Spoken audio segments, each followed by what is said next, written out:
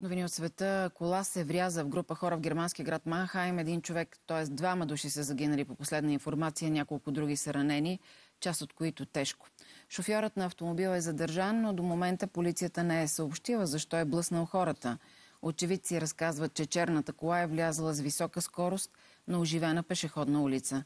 На мястото пристигнаха десетки тежко въоръжени полицаи, а властите предупредиха гражданите да избягват центъра.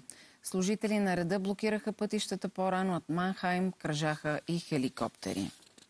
Бях на около 50-100 метра от мястото. То е една много дълга улица, която е като Витошка в София, по която минава трамвай. Ходих да си взимам храна и просто по път видях много полицейски коли да минават, пожарни. Наистина много хора просто тръгнаха да тичат в моята посока и нататък, вече към университета.